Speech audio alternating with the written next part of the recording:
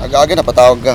Ayon sa salaysay ni Aljon Iso sa mga pulis, Ayan yung mga batang yan, laging dumadaan yan dito eh. Lapitan mo, tapos palapitin mo dito.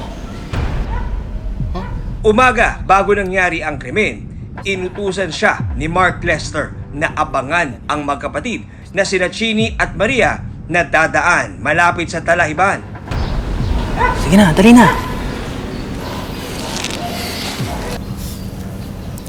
Kailan ba tayo na yun? Pati na madami naman siya. Very good. Neng, titinda kayo?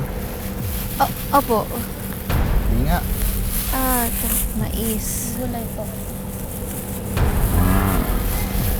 Kaso wala pa lang pambayad dito eh. Nandun yung pera ko eh. Pwede bang doon ko na kayo bayaran? Doon. Mabayaran ko kayo doon. Sige po. Diyan lang naman po. Dito lang. Tara. Nagpahinga sila.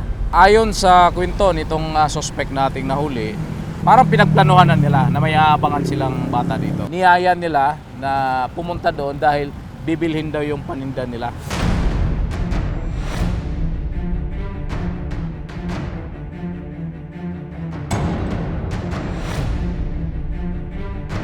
Ate, balik na kaya tayo. Paano yung bayad nila? Kailangan natin kunin yun. Tingnan mo kasi, ang layo na natin sa kalsada. Saglit na lang. Saglit lang. Tara na. Nang madala raw niya ang dalawang bata sa Talahiban, sinabihan siya ni Mark Lester na siya na ang bahala sa dalawang bata. Sige na pre. Ako na bahala dito.